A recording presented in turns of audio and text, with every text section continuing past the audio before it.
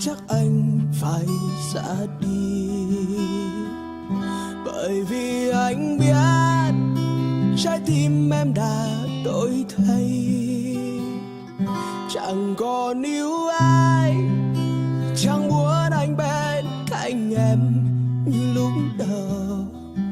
Một người mới thay anh mang đến cho em bao vui buồn, và lần sau cuối anh khóc cho người anh yêu.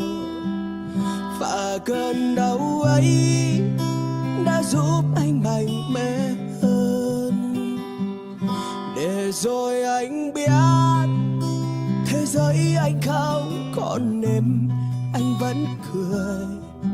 Và thật sống không em, anh bước đi trên đường mai sau. Rồi anh sẽ nhớ em lắm, em có biết không hỡi người. Nằm ôm ký ức quá khứ, anh khóc trong chiều mưa rơi. Thật lòng anh nhớ rất nhớ, anh mắt đôi môi thuở nào.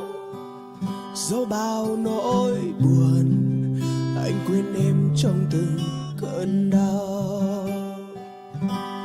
Wow, wow, yeah, yeah, yeah. Yeah, yeah, yeah. Wow, wow.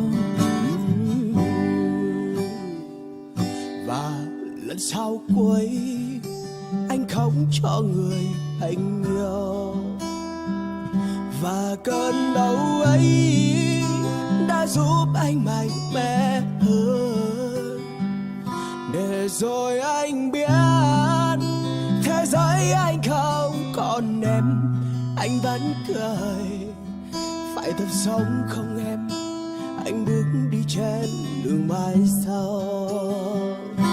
Rồi anh sẽ nhớ em lắm, em có biết không hỡi người. Nằm ôm ký ức quá khứ, anh khóc trong chiều mưa rơi. Thật lòng anh nhớ rất nhớ, anh mắt đôi môi thuở nào. Dẫu bao nỗi buồn, anh quên em trong từng cơn đau. Rồi anh sẽ nhớ em lắm, em có biết không hỡi người. Nằm ôm ký ức quá khứ, anh khóc trong chiều mưa rơi. Thật lòng anh nhớ rất nhớ, anh bắt đôi môi thuở nào. Dẫu bao nỗi buồn, anh quên em trong từng cơn đau. Dẫu bao nỗi buồn,